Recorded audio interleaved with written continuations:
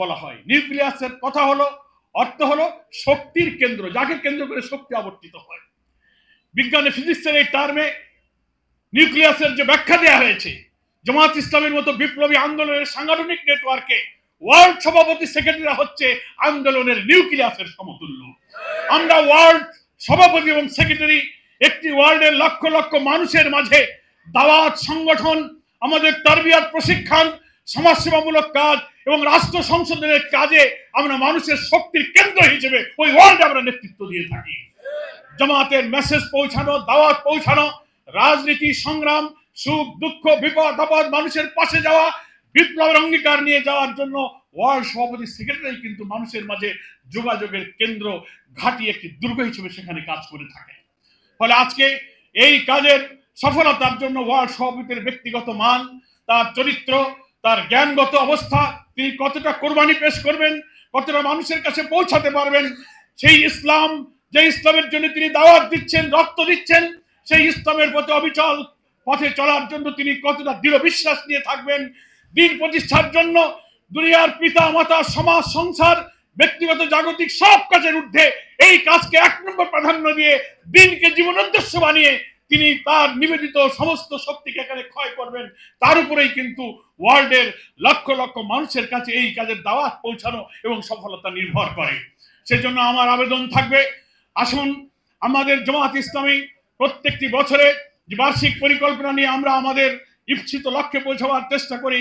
একটি সাংগঠনিক বছর শেষ হয়ে নতুন একটি বছর আসতে যাচ্ছে।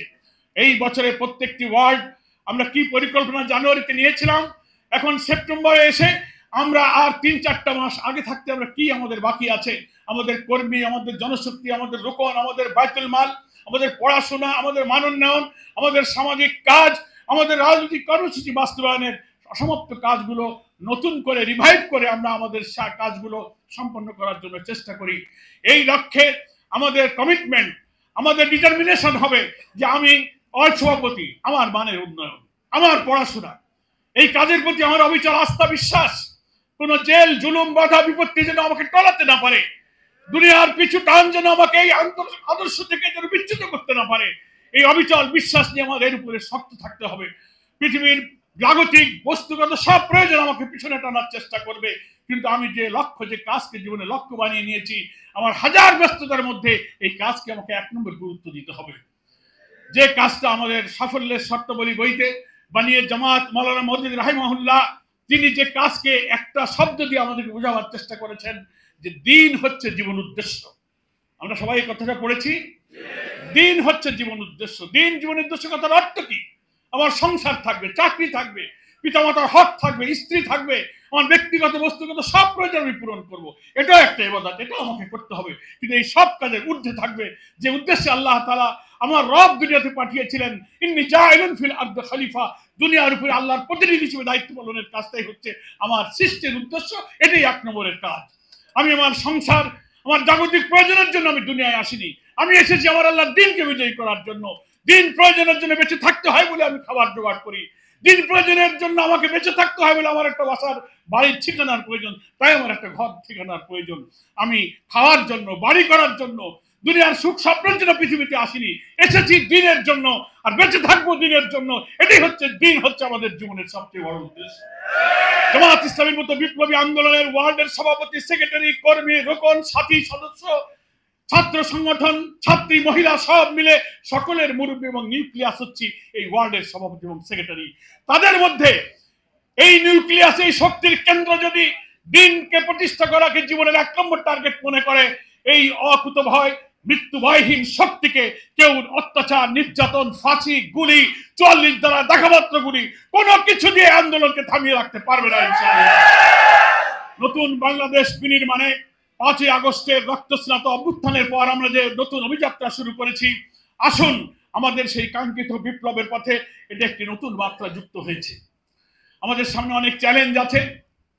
নতুন বিপ্লবের পরে এই নতুন যাত্রাকে ঠেকিয়ে দেওয়ার জন্য দেশি বিদেশি আওয়ামী ফ্যাসিবাদী শক্তির যে সমস্ত অপশক্তি, তাদের অনেক প্রেতাত্মা এখন নতুন প্রশাসনের রাষ্ট্রের রন্ধে রন্ধে তারা ঘাপটি মেরে বসে আছে। এই বিপ্লবকে নষ্ট করার জন্য নতুন নতুন অস্থিরতা তারা তৈরি করার চেষ্টা করছে। আমরা নতুন অন্তর্বর্তীকালীন সরকারের প্রধান উপদেষ্টাকে কথা দিয়েছি, একটি অবাধ নিরপেক্ষ নির্বাচনের মাধ্যমে নির্বাচিত জনপ্রতিনিধির কাছে ক্ষমতা হস্তান্তরের জন্য আমরা একটা যৌক্তিক সময় পর্যন্ত অপেক্ষা করতে রাজি আছি। কিন্তু আমরা দেখতে পাচ্ছি দুঃখের সাথে একটি মাস অতিবাহিত হওয়ার পরেও যে আওয়ামী ফ্যাসিবাদী শক্তি যার প্রেতাত্মা প্রশাসনের রন্ধে রন্ধে থেকে হাজার হাজার ছাত্র জনতার বুকে গুলি চালিয়েছে, খুন করেছে, লাশ বানিয়ে আগুন দিয়ে পুড়িয়ে দিয়েছে, তার প্রেতাত্মারা এখনো রন্ধে রন্ধে কিন্তু প্রশাসনে আছে। আজকে সচিবালয় থেকে শুরু করে থানা, পুলিশ, ডিসি, ইউনো এবং জনগণের বিভিন্ন প্রশাসনের কি পয়েন্টে উল্লেখযোগ্য জায়গায় তারা কিন্তু ঘাপটি মেরে বসে আছে। এরা কিন্তু বর্তমান অন্তর্বর্তীকালীন সরকারের যাত্রাকে ঠেকিয়ে দেওয়ার পায়তারা করছে।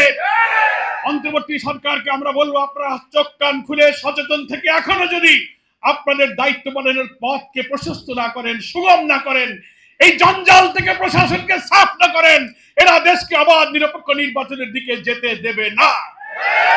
এই বিপ্লব ব্যর্থ হলে আমাদের শহীদদের আত্মা কষ্ট পাবে। বাংলাদেশে 18 কোটি মানুষ আবার একটি রক্তাক্ত সংগ্রামের জন্য প্রস্তুত হবে। আমরা চাই না বাংলাদেশের সামনে সেই নতুন করে আর একটা কালো দিন তৈরি হোক। জাতিকে সাবধান থাকতে হবে, সতর্ক থাকতে হবে। জনগণকে ঐক্যবদ্ধ করে আমরা শহীদের রক্তের ঋণ শোধ করার জন্য আমরা ঐক্যবদ্ধ থাকবো। দেশি বিদেশি সব চক্রান্তের বিরুদ্ধে আমরা যেমন ঐক্যবদ্ধ থাকবো, তেমনি অন্তর্বর্তীকালীন সরকার, তার প্রধান, তার উপদেষ্টা আর যারা রক্ত দিয়ে নতুন ছাত্র সমাজ, নতুন স্বপ্ন দেখেছিলাম, আমাদের ঐক্যবদ্ধ থেকে এই ফ্যাসিবাদী চক্রান্ত থেকে এই দেশকে রক্ষা করতে হবে, মুক্ত করতে হবে। কারণ আমরা আমাদের একটি কল্যাণ রাষ্ট্র প্রতিষ্ঠার পথে এই 5ই আগস্টের বিপ্লবকে একটি নতুন অভিযাত্রা বলে মনে করি। ইসলামী আন্দোলনের কর্মী হিসাবে আমি আপনাদের কাছে এই আশাবাদের কথা বলতে চাই যে আমরা দিনের বিজয় যেমন দেখতে চাই, দুনিয়ার বিজয় যেমন আমাদের প্রয়োজন, এর মধ্য দিয়ে আমরা আখিরাতের নাজাত আমরা পেতে চাই। আমরা যে কাজটা করি, সারাদিন আমরা সকাল থেকে রাত পর্যন্ত ছুটবো, মানুষের কাছে দাওয়াত দিব, পরিবার, সংসার, বিবি বাচ্চা, পরিবারের প্রয়োজনকে তুচ্ছ করে সারাদিন আমরা যে পরিশ্রম করছি, এর আসল লক্ষ্য দুনিয়া নয়, এর আসল লক্ষ্য হচ্ছে আমরা আল্লাহ তাআলার দিন বিজয়ী করার মাধ্যমে আল্লাহর ক্ষমা, আল্লাহর সন্তুষ্টি, আল্লাহর মাগফিরাতের মাধ্যমে আমরা আখিরাতের মুক্তি অর্জন করতে চাই। এই কাজটাকে আমরা ইবাদত মনে করি এবং আমরা এমন ভাবে কাজটা সুন্দর করে ওয়ার্ল্ডে, ইউনিটে, মহল্লায় করব যে কাজটা আল্লাহর ক্ষমা পাওয়ার উপযুক্ত হয়, যে কাজটা করলে আল্লাহ আমার উপরে খুশি হবেন। নামাজে যেমন দাঁড়িয়ে আমরা আল্লাহ তাআলাকে হাজির জানি, একামতে দিন একটা ফরজ।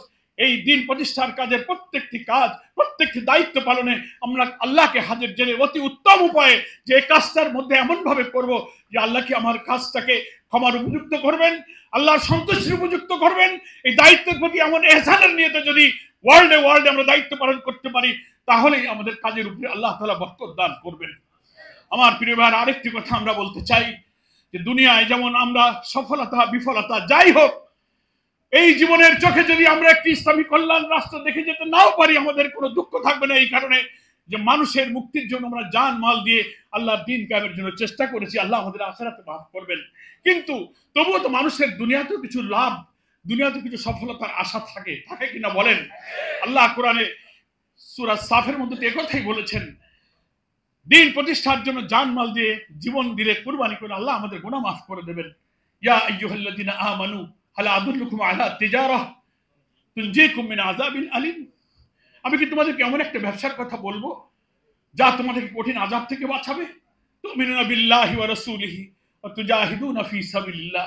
এইভাবে আল্লাহ রাসূল তার রাসূলের উপর ঈমান আর তার দ্বীন প্রতিষ্ঠার জন্য জান মাল দিয়ে জিহাদ করাকে মুক্তির কারণ বলে বলেছেন। পুরস্কার হলো ইয়াগফির লাকুম যুনুবাকুম ওয়া ইউদখিলকুম জান্নাতিন তাজরি মিন তাহতিহাল আনহার ওয়া মাসাকিন তাইয়্যিবাতান ফি জান্নাতি আদনিন যালিকাল ফাওজুল আযীম। তাদেরকে জান্নাতে প্রবেশ করানো হবে, তাদের গুনাহ মাফ করে দেওয়া হবে, নহর প্রবাহিত এমন জান্নাতের মধ্যে আল্লাহ তাআলা তাদেরকে নিয়ামত দান করে দেবেন। এখন এটা তো আখিরাতের পুরস্কার, তবুও বান্দার অন্তরের খবর আল্লাহ জানেন। যারা আখিরাতের সফলতা যেমন চায়, দুনিয়াতেও তারা একটু বিজয় দেখতে চায়। তাই আল্লাহ পরের আয়াতে বলেছেন, ওয়া উখরা তুহিব্বুনাহা নাসরুম মিনাল্লাহি ওয়া ফাতহুন করিব। আল্লাহ বলছেন, আমি জানি তোমাদের আরো একটা জিনিস ভালো লাগে, আরো একটা জিনিস তোমরা পছন্দ করো, আখিরাতের সফলতা ছাড়াও দুনিয়ার বিজয় তোমরা চাও।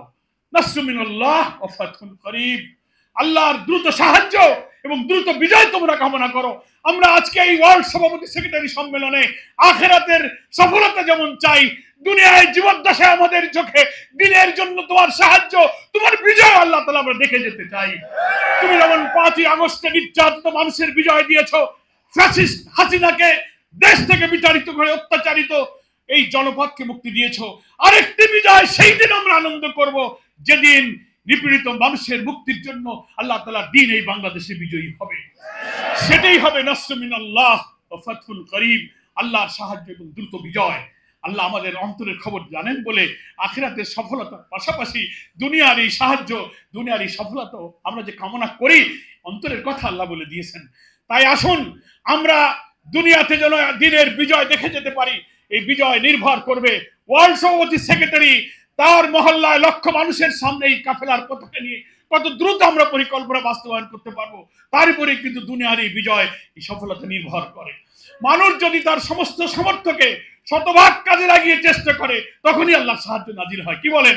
আর আমি যদি গাফেলতি করি, অলসতা করি, অহেতুক ওজর পেশ করি, বিরুতা কাপুরুষতা দিয়ে পিছিয়ে থাকি, তো আল্লাহর সাহায্য বিজয় আমরা কখনো পেতে পারি না। আমি আর বক্তব্য দীর্ঘায়িত করতে চাই না। সালাতুল আসরের আগে সভাপতির বক্তব্যের মাধ্যমেই শেষ হবে। আমার এইটুকু আহ্বান থাকলো, আসুন এই দীর্ঘ সময়ে আমাদের প্রিয় নেতৃবৃন্দকে ফাঁসিতে ঝুলিয়ে হত্যা করা হয়েছে, কারাগারে আমাদের শীর্ষ নেতাদেরকে নির্মম নির্যাতনে একে একে কাউকে কারাগারে হত্যা করা হয়েছে, কাউকে ফাঁসিতে ঝুলিয়ে হত্যা করা হয়েছে। এই সব শহীদদের রক্তের ঋণ শোধ করতে হবে দিনকে বিজয়ী করার মধ্য দিয়ে। আর তৃণমূল পর্যায়ে আমরা যারা নিউক্লিয়াসের ভূমিকা পালন করছি, জামাতের এই পরিকল্পনা বাস্তবায়ন করে 18 কোটি মানুষকে আমাদের সাথে সামিল করে অন্তর্বর্তীকালীন সরকারের রাজনৈতিক কাজকে যেমন সাহায্য করব, আর আমাদের চূড়ান্ত লক্ষ্য দিন বিজয়ের জন্য আমরা এই ঢাকা মহানগরীকে বাংলাদেশের আন্দোলনের মডেল হিসেবে দক্ষিণকে গড়ে তুলব, এই আশাবাদ ব্যক্ত করে মহান আল্লাহর সাহায্য কামনা করে আমার বক্তব্য শেষ করছি। আমা তৌফিক ইল্লা বিল্লাহ।